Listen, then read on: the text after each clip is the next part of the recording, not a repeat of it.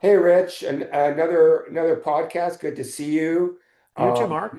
my good friend Rich Stevenson, past restorative chair at UCLA for almost 20 years, now running his teaching institution and continuing education with an airway focus. Welcome to the podcast, Rich. It's great to be here, Mark. And right back at you, my dear friend from dental school, 1982. We met each other, became fast friends, and it's just great to be working with you in this in our combined effort to educate, inspire, and to help people. Yeah, circling back after 40 years of practice to really understanding why we went to dental school and why it's really it's no better time in history for a dentist to be in practice and rising above the fray of the DSO and the insurance-driven practice where you're actually treating the patient attached to the teeth. So with that said, I think this episode we were messaging back and forth during the week. I had sent you an Instagram post that got sent to me that's kind of typical of what we're seeing. Some guy in his, I think, mid to late 20s who's kind of posting on Instagram how you could cure sleep apnea with a device, and he's got like a reverse headgear on with Right. the elastics, basically saying, "Well, people are going to hate you, but you got to do what's best for yourself." And I thought that was really, you know, almost comedic, but I really got where that guy's coming from because it's in the heels of the whole mewing phenomenon that everyone knows about, global, all over the world. There was over a billion posts on social media throughout the world on this thing, mewing, that Mike Mew had started, son of John Mew, who's the developer of the BioBlock, who ended up passing away recently, and Mike Mew, who's fought for his life in the UK and losing his license because he's been excoriated by the orthodontic community that what he's doing has no evidence, which is its own discussion, and it's super rich and ironic. Um, so I I think it's a great discussion to understand what the problem is, as we said at the last episode, what Mark Twain had said, that it's not what we don't know that gets us in trouble, as much as what we do know that ain't so. And in Ah, my practice, I have a lot of exactly. patients coming in and saying, "Hey, they're like in their 20s and 30s plus, and they're saying, "Hey, can you, go ahead and grow my face to bring it out forward?" And of course, the window passed, right? You got a short window during growth and development, and all those techniques, interventions have to be in that context. But the public at large is starting to understand the importance of the facial skeleton as it pertains to breathing and sleep, which is exciting. But we as providers have to really be uh, really understanding what is possible to make sure that we're checking all those boxes of non-maleficence and beneficence and autonomy and veracity and all those types of things. So I don't know if you had any comments about that, Rich, Oh, about all the misinformation that's out there. it boggles the mind. And not too many years ago, we saw it with the bleaching, the home bleaching devices, and we all knew how important it is to perform an exam on a patient, how to, and patients were taking porcelain crowns and bleaching their porcelain crowns, which we know is completely impossible. We started seeing these bleaching centers pop up in shopping malls. And this is an unfortunate thing that happens, and I definitely see this happening in the airway community for sure. I did want to share some hard numbers with you, Please. and then just let you comment because I think this is just so fascinating. And if we were to let's just look at the over-the-counter marketplace when it comes to three conditions. Let's look at snoring. Let's look at nasal congestion, and in two parts. Nasal congestion, basically, in terms of treating it with medication, and nasal flow, treating it with some kind of a physical nasal airway opening device. So if you look at snoring, the over the counter marketplace is over $1 billion in snoring. This is patients purchasing anti or snoring helpful devices. This is published in Fortune Business Insights. This is very documented information. If you look at nasal congestion and the medications, it's actually up to 30 times greater. There is a marketplace of about $30 billion in the nasal congestion marketplace. And then if we look at nasal opening devices, which is, I guess, in some respects, sort of a newer thing. It's not new to someone like Maurice Cottle, who invented who worked on the nose for many reasons. But if you, the so-called Cottle maneuver, where you can open your nostrils. But there are these magnets and things. Of course, everyone knows about it. You see football players wearing these types of things. But that marketplace is about 0.6 billion. In other words, $600 million marketplace and growing very, very fast. So if someone's to say that the public doesn't know anything about this, that's just not true. They know about it. They just are not finding maybe the answers from the right practitioner. I mean, if you have a snoring problem, you probably even see your primary care physician. Would you even mention it? You may not even mention it. What about all the patients that snore that are never told they snore? They don't have a sleeping partner, or the sleeping partner snores and sleeps through it anyway. You probably wouldn't tell your dentist you have a snoring issue, right? You probably wouldn't tell a dentist that you placed a magnet on your nose to open up your airway, nor would How you many probably dentists? tell your, so this is this How sort of many dentists? hidden.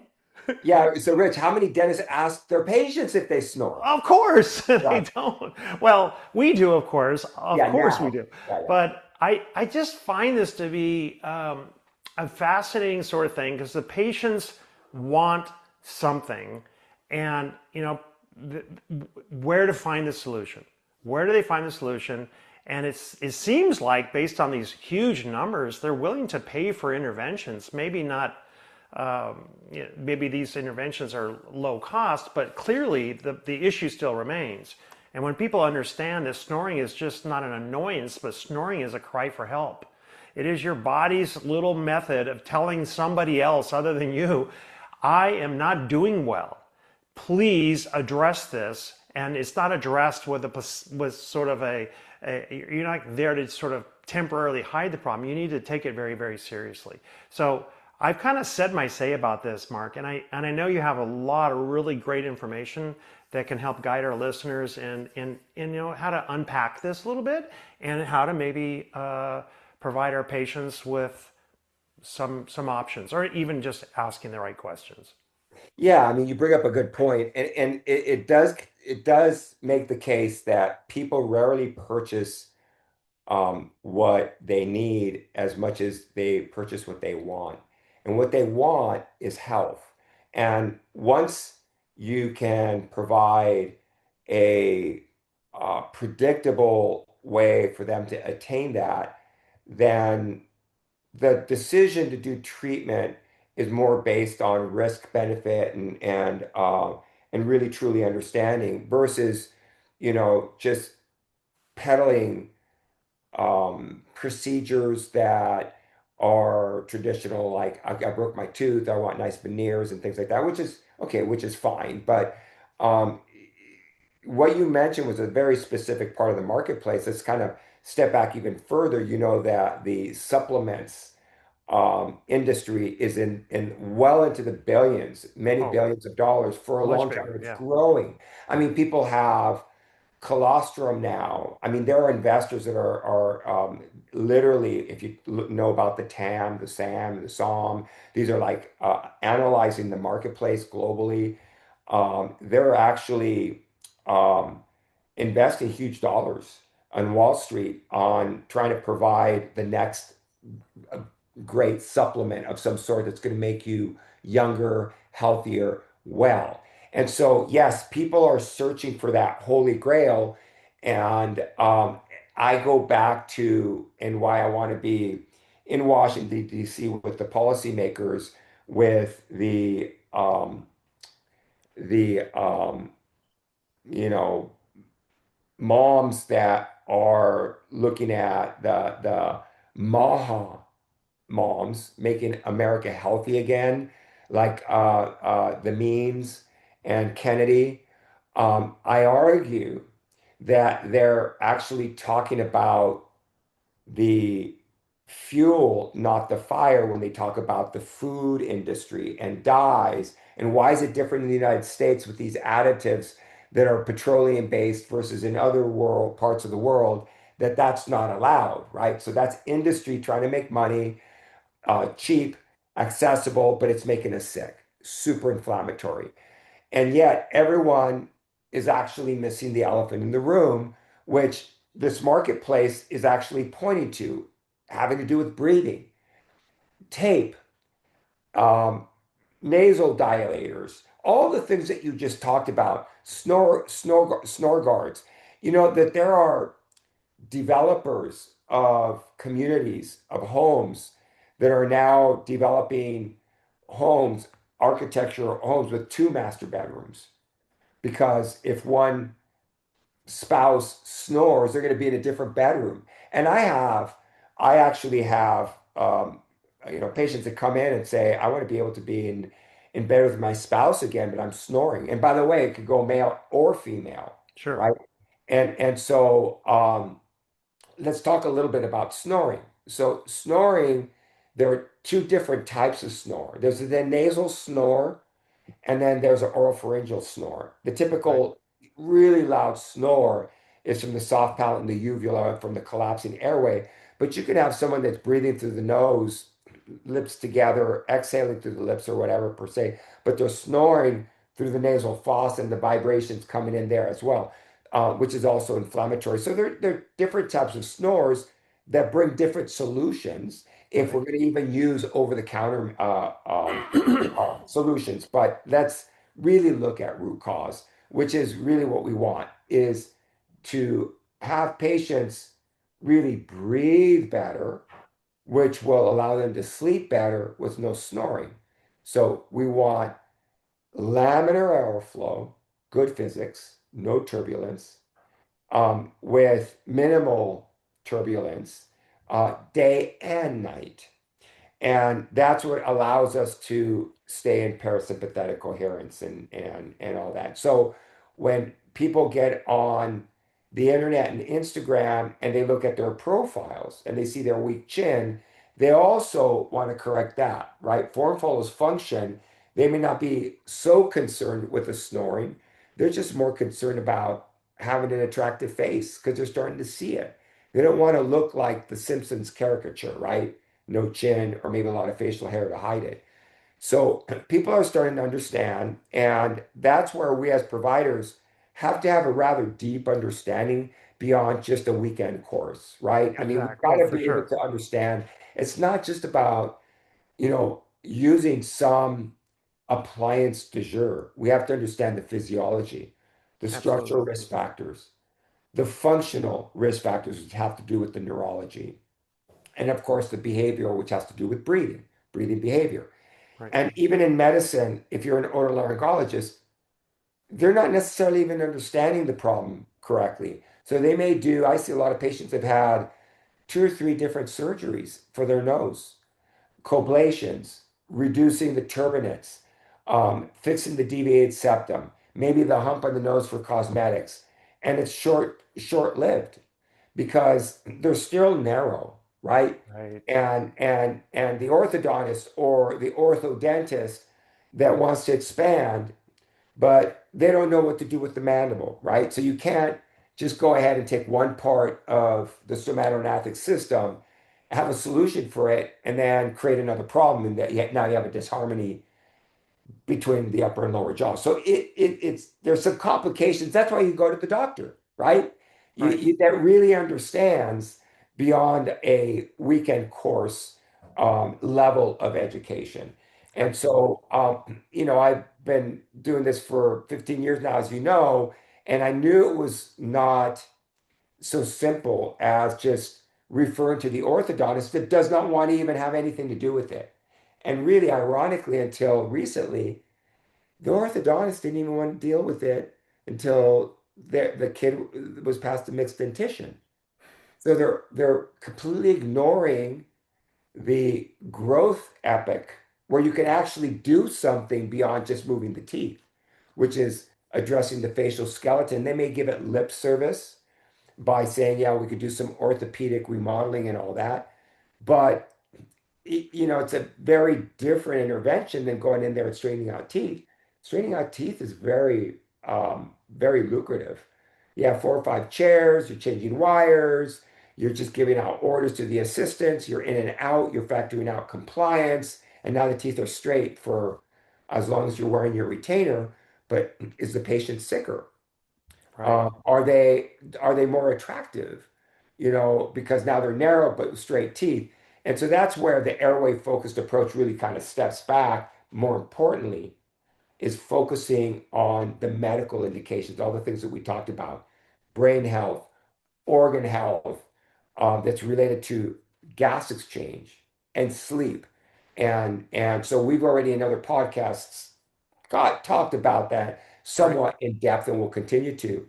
But I also, Rich, wanted to share with you after that Instagram post that I sent you, I had an orthodontist, ironically, today that I'm helping that was asking me. He actually interviewed me some months ago on his podcast as an orthodontist that really light bulb went on regarding airway to educate orthodontists and orthodontists and other dentists about it. And he was somewhat criticized within his own tribe of orthodontists. And he says, I'm not giving up. I know it's the right thing to do. And so he was asking me about some of the references that I cited in that podcast. One of them was really not so much a reference, but it was I believe it was the second International Conference on Evidence-Based Dentistry. I think it was in 2006. 2008, where a conference of all the specialty programs were brought together in plenary sessions, and they were looking at the literature that supported what they were doing, whether it was prosthodontics, periodontics, orthodontics, um, TMD treatment, orofacial pain. And I mentioned in that podcast that the consensus in the proceedings, after all was said and done, was that the orthodontic specialty had the poorest support of rigorous peer-reviewed studies that would support what they did.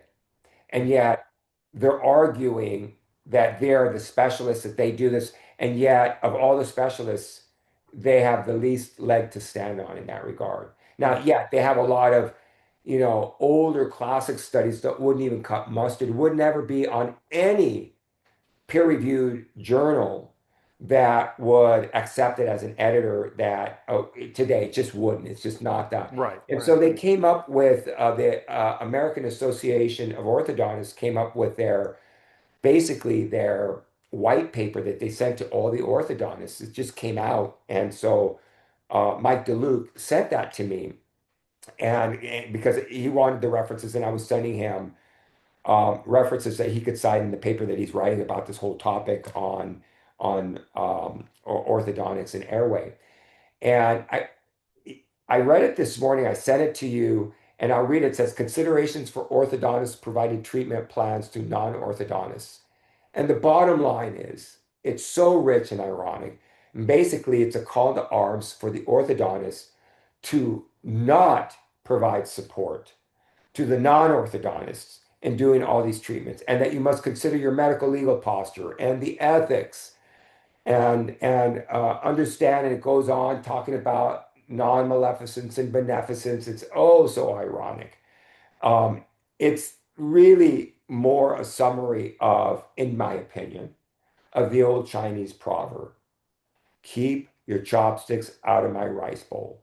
And they don't want, and they're a dying specialty as a result of this death spiral that the clear aligners have brought and the weekend orthodontists, which I don't necessarily agree with because they can have the same problems, but really not treating the patient, but treating the teeth and treating over Right. treating the wrong problem and Right. and actually creating more iatrogenic problems, with the Sure. history of fenestrations and making the patient sicker and all that. So we could talk all about that. But I thought it was very interesting that that Yeah. specialty would come up with that position. Yeah, I think it's kind of an alarming perspective. And, if I learned a long time ago, I mean, I'm talking about 40 years ago or so, that the greatest amount of orthodontic treatment that is done in this country was being done by general dentists, not by orthodontists. So you look at the entire number of patients being treated,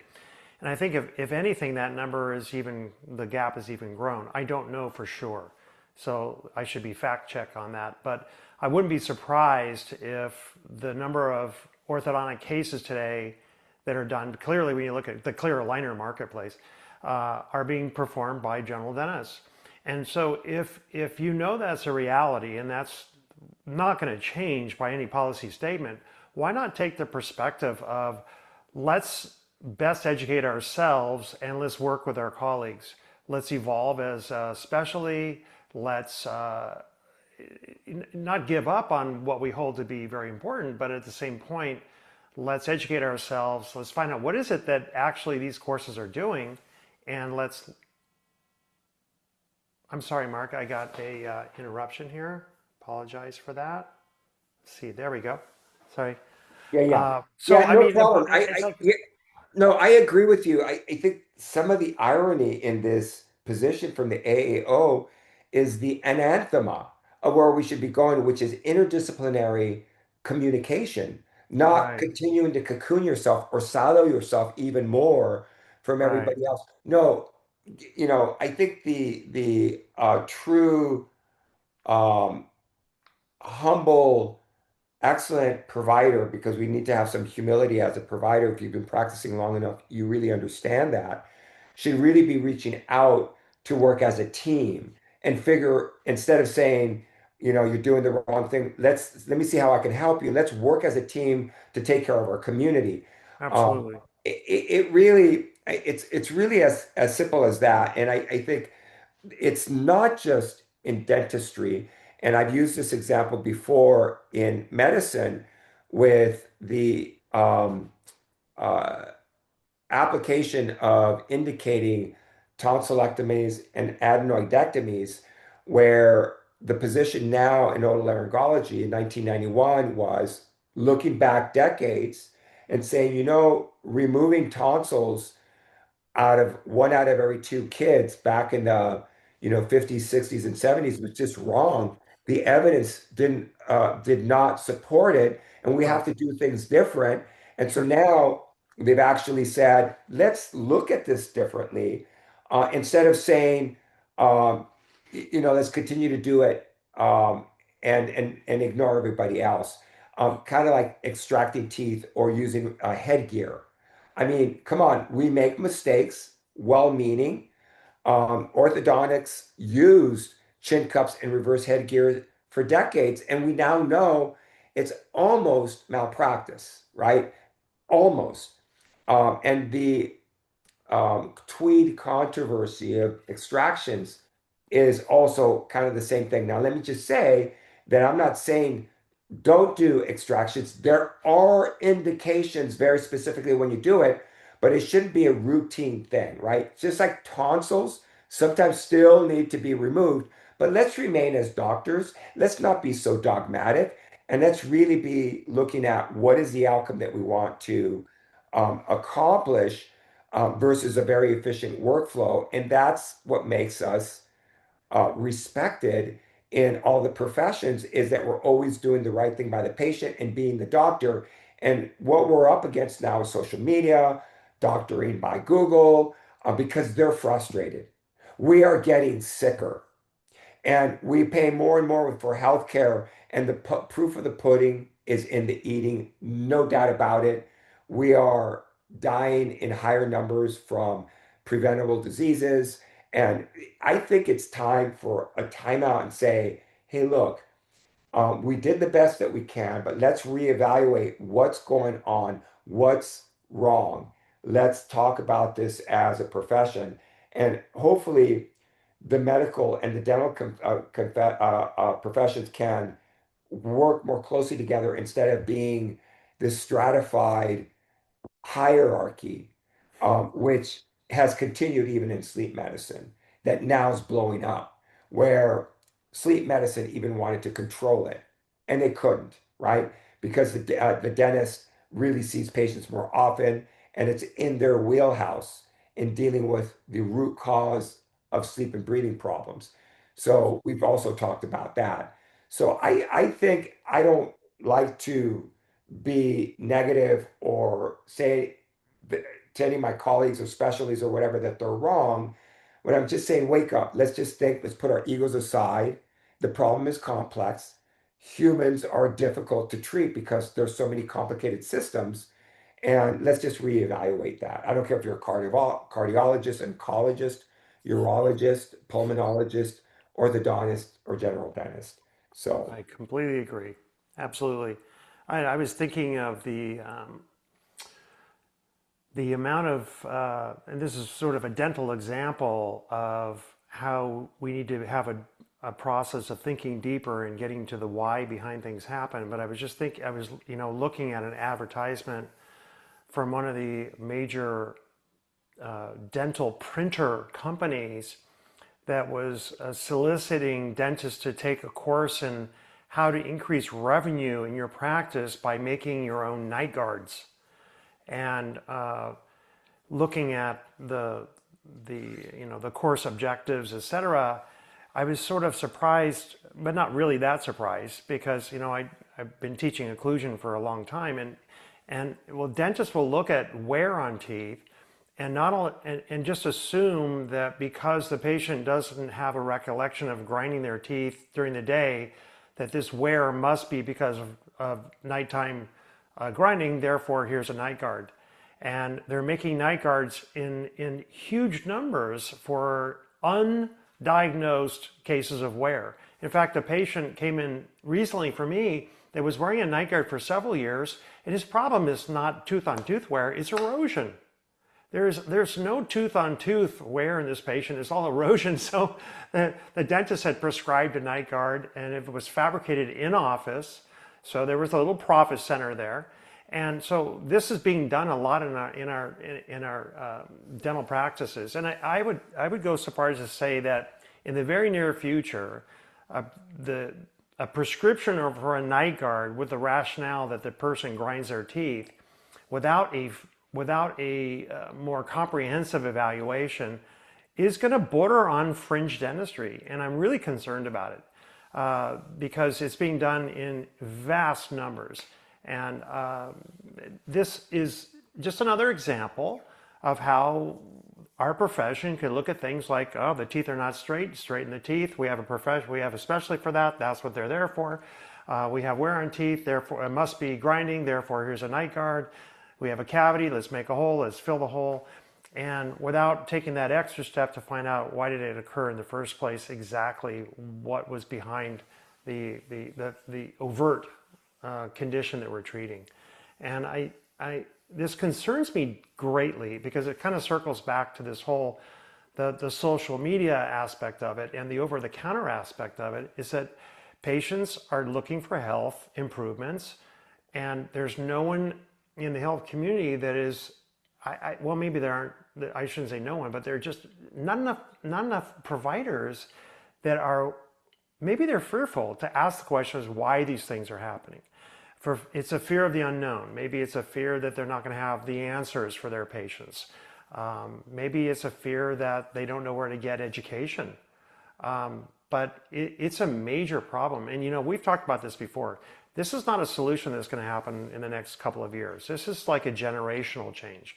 It's a huge, a major problem. And for some reason, it just seems like it's just, upstream work. It's a lot of work to get the message out. I mean, look at our podcast now. We're in our ninth or 10th podcast.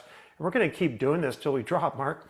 We're going to, because we got to get the word out to people that providers need to educate themselves, patients need to get educated, and then we need to do a lot of fixing within our own profession and within the greater profession of healthcare. There's a lot of things that need to be done. So I threw a lot out there, but I'm sure. no, that's it's really good, and I'll comment on a couple of things. Like just on the night guards. So the irony is that the studies would actually show, because we're very science and data driven, right? This is Right. not an emotional thing. This is not. This is really understanding what the evidence is saying, that the more damaging forces on the teeth do not occur during the night, sleep. Right. It's during the day or diurnal clenching, Diurnal. and people don't talk too much about it. Or what they say is it's the type A personality, the CEO person who's like clenching and Sure. grinding all the time. And they Sure. don't understand the breathing behavior part of it, which we're not going to talk about now, but that stimulates that bringing the teeth together that we're not supposed to, because if you've got a healthy oral posture, the teeth only touch when you swallow. So a night guard, um, more often than not, will make the breathing problem worse and yet mitigate some damage from clenching and grinding, but it actually more often than not creates more bigger problems. And it's not, again, it's beneficence. It's not really benefiting the patient.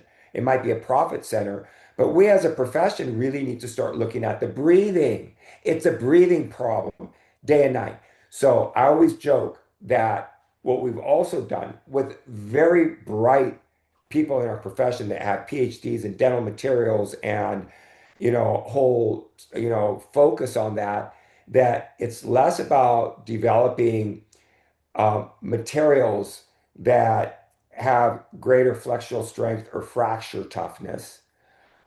It's more about understanding why people are delivering those high loads to cause those problems. So again, putting the makeup on the melanoma, instead of hiding it, ask those questions. It's not a zirconium, monolithic zirconium that's the answer, right? Right. It's really why are they doing that? And it's not just happening at night. So I'm going to go back to what you just said, which is really the bigger question. And I've said this for a long time. I've written about it, that what dentistry needs to do, and for that matter, I'm going to argue that medicine Right. is we need to have a Flexner or Gies report. So Abraham Flexner, under the aegis of the Carnegie, the Carnegie Foundation at the time was the Carnegie Foundation, 1910, um, uh, consigned him to research about medical education. And the result was that about 90% of medical schools were closed because it was kind of like bloodletting and snake oil type of apprenticeship, which gave rise to the Germanic model, science-based model where you're dissecting the body and really learning about it. And so that was the beginning of modern education. And if you look at the oldest medical schools in the country, their roots are from that report, 1910. So Gies came up with this, and I believe I want to say he was a physicist, but he actually was given the task about 30 years later in dentistry that gave rise to the current model in dental education.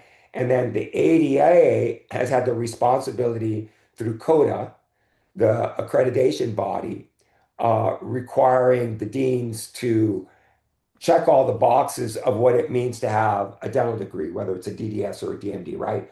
Right. That has not been done in over 100 years. So what I'm saying is now, since the age of information and the evidence-based um, approach, where we actually are using better and better data and systematic controlled meta-analyses and developing PICO questions, right? The PICO questions of, what are we going to study? We need to go back to the drawing board and have a body to say, here's where we are, and we need to retool medical education. So, yes, you're right, it's no small matter. And so, what dental school is really going to want to do that? Because the body, the ADA, why would they want to do that?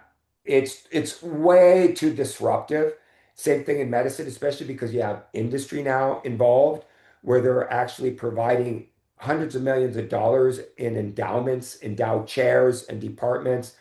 that have some name of a pharmaceutical company or of a device, and that's money come into that medical school. Why would you get, not, you know, you know, downplay that money, right?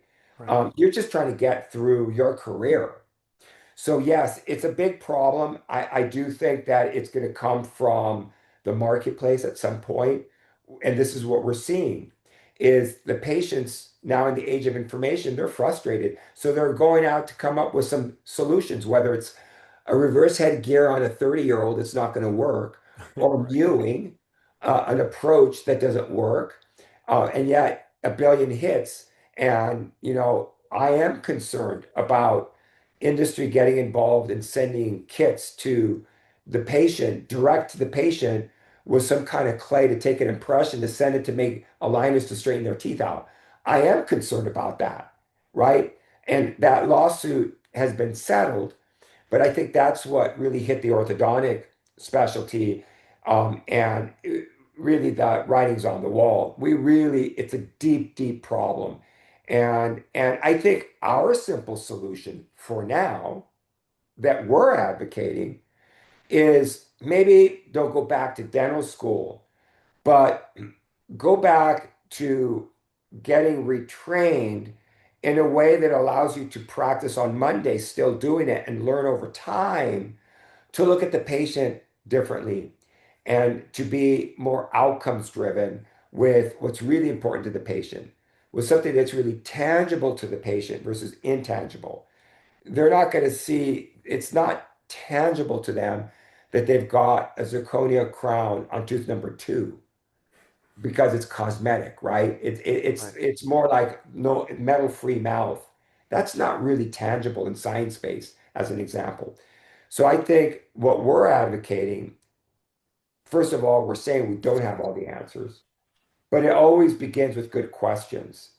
And maybe we'll get some deans that are saying maybe we need to really structure a curriculum like our good friend Larry Wolinski did some years ago before he left University of Texas A&M, Baylor, that consortium of dental schools, where he had started the first sleep clinic in the dental school.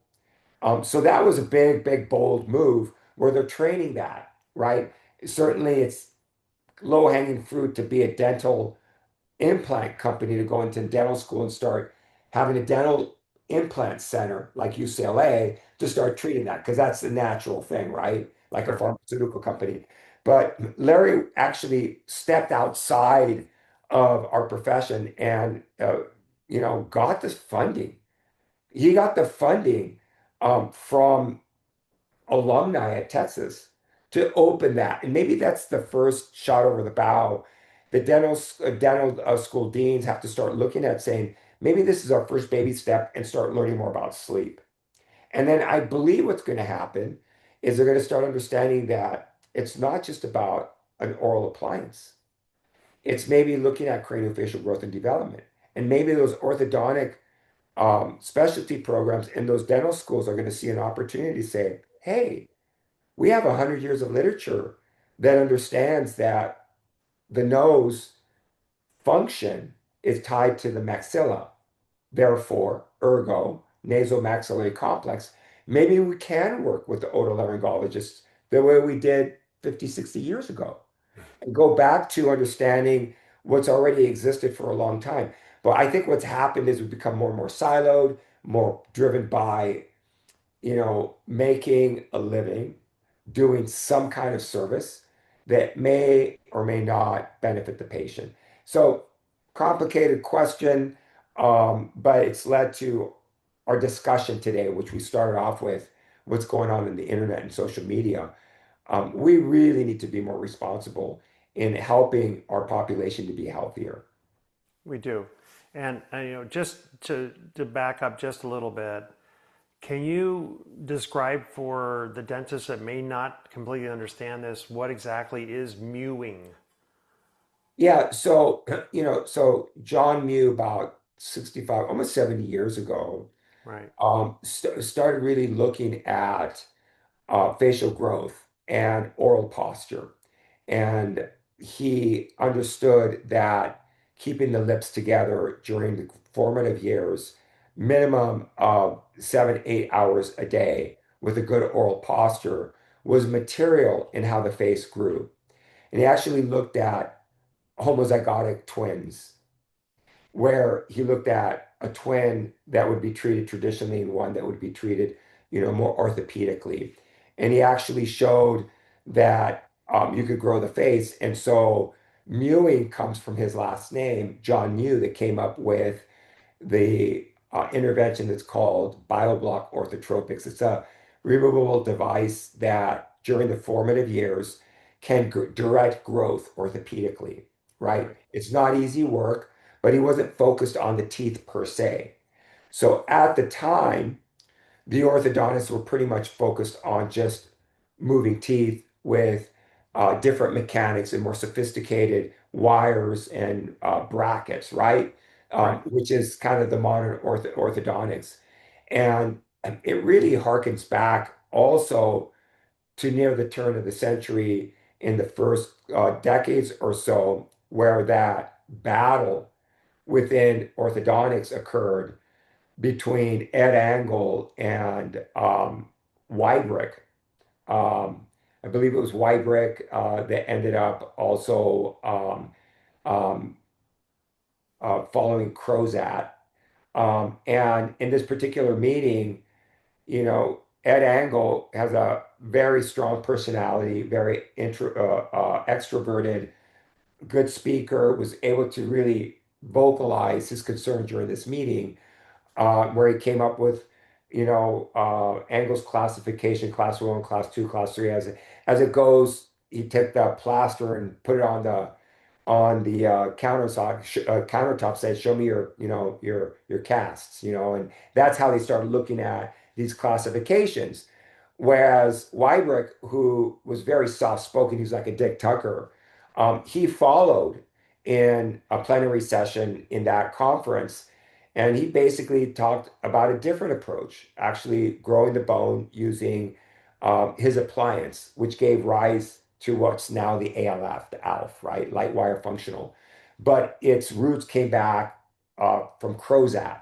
So Crozat actually was using, and Wybrick were using like these wires that actually help to grow the bone. And that's kind of where John Mew started looking at we could grow the bone and we move the bone that the teeth are in and make the face look more the way it should. They weren't talking about airway. They were just talking about arch development, right? Totally. And so at that point, at the end of that meeting, Wybrick's um, conference, his lecture, was excluded from the proceedings and he was excoriated.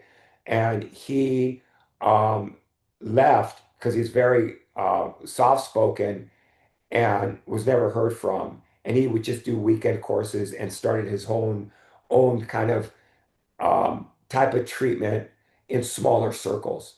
Hmm. But the big loud voice that reigned was Angles. And so that gave root to specialty programs on how you classify the mesial buccal cusp bone, the first molar, the buccal groove of the second, everything that everyone knows, right? The Right. prosthodontist knows, the oral surgeon knows.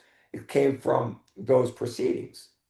So John Mew was more focused on the facial skeleton, and there's a pedigree.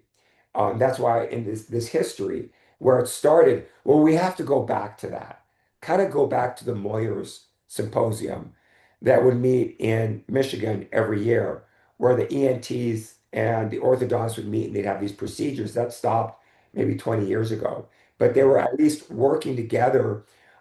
So we just kind of have to look at humans trying to live life and do their profession, and it gets distracted from, daily practice and education and trying to make a living, and it gets very, very murky, and people don't want to let go.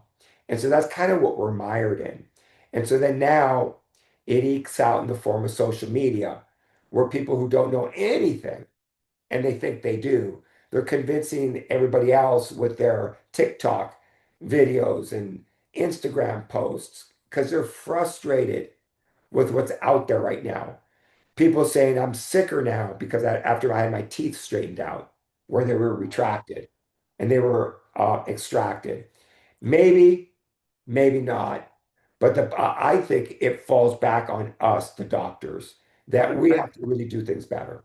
yeah, I completely agree. So if to just put a button on this one, to to say that someone is mewing, I mean, and not going to a dental provider, mewing on their own, what does that Well, entail? what they're Just doing like, is they're posturing the jaw forward and they're keeping it mm, so that they're straight. Their profile's there, I think, and they're chewing gum.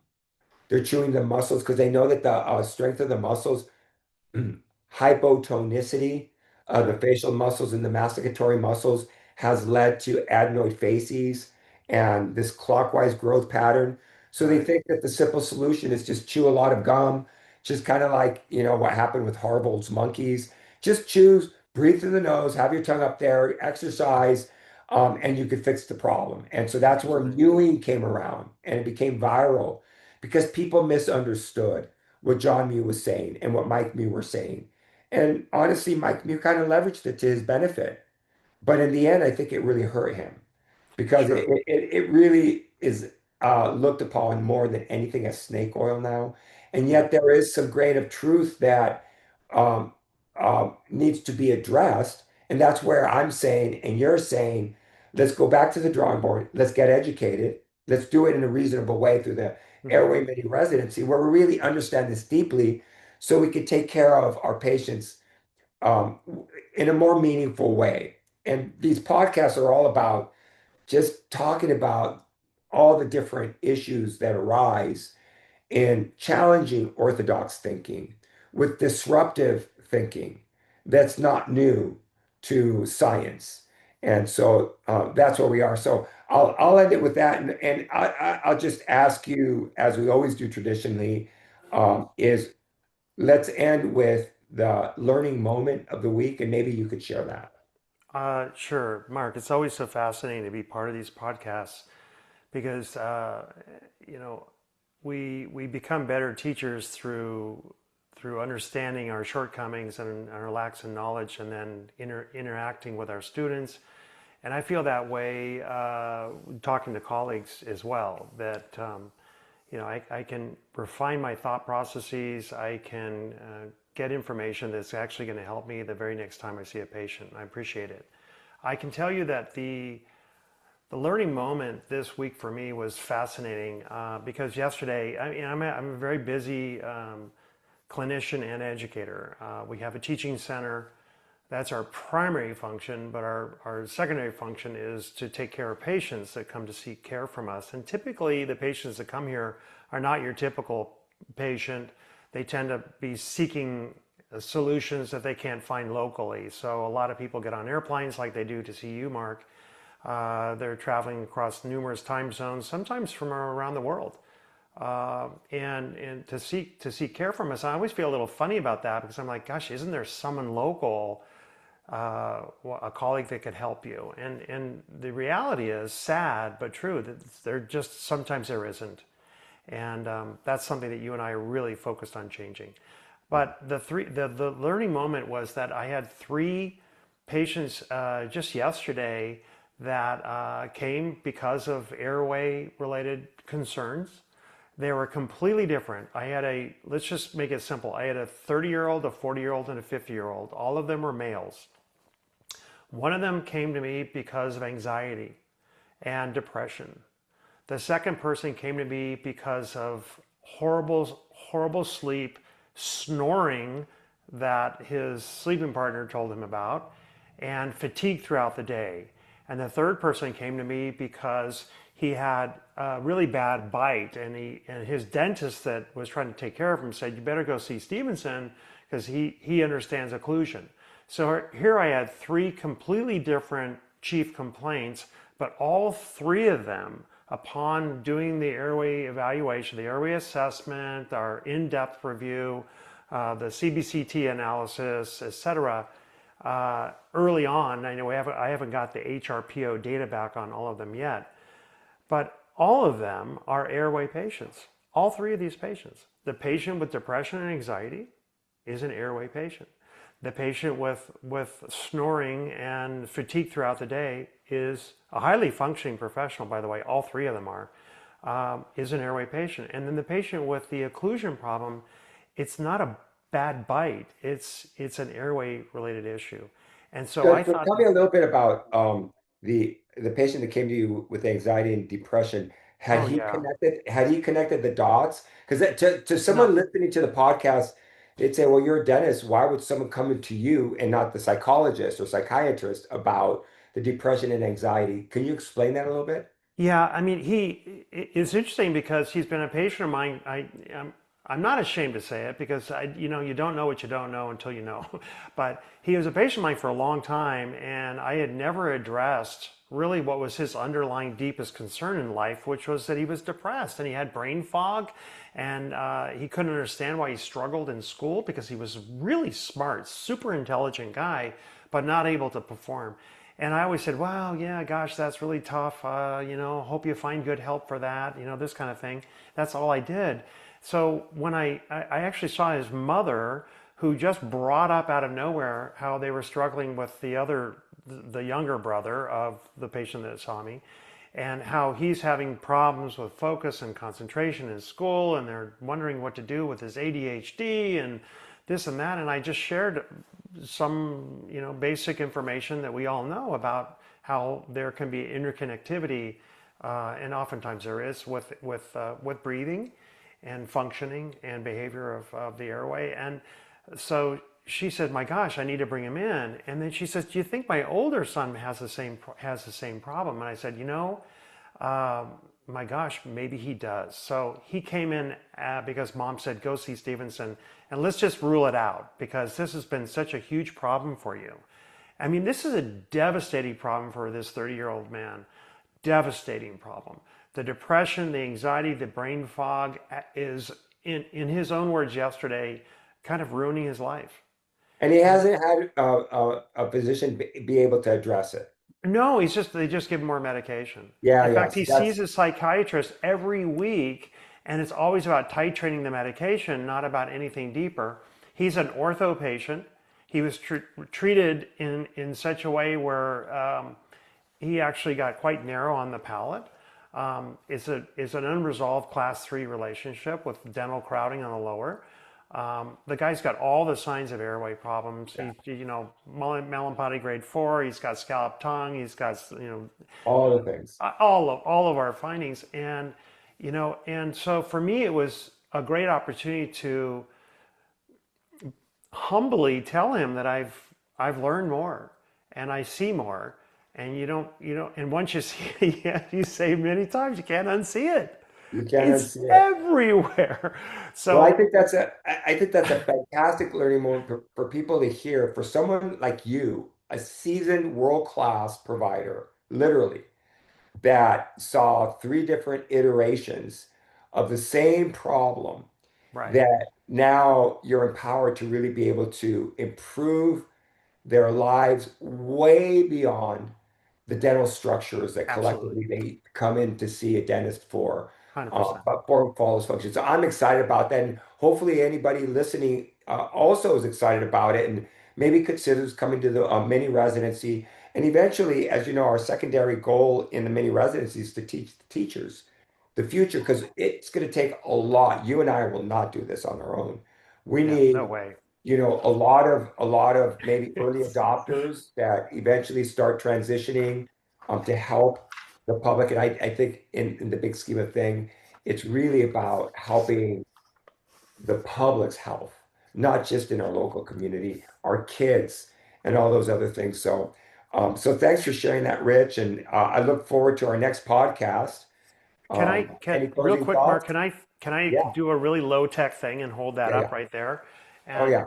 that's our It's a QR little code. fuzzy. It's a little fuzzy, so let me put it up here. And you know what? What we'll do is when we edit this podcast, we'll put that up there, and Perfect. I'll send it off. and have it available for us because January it all starts and just it's only about 5 weeks away. We are going to launch, or we are launching the Airway Mini Residency 3.0, 3-day course starting on the weekend of the 16th, 17th, 18th of January. So very exciting, and we have a lot of interest and would love to see you here. We'll get started on that. Great. Sounds great. Thanks, Okay. Rich. Have a All great right. week. You Bye. too, Mark. Take care.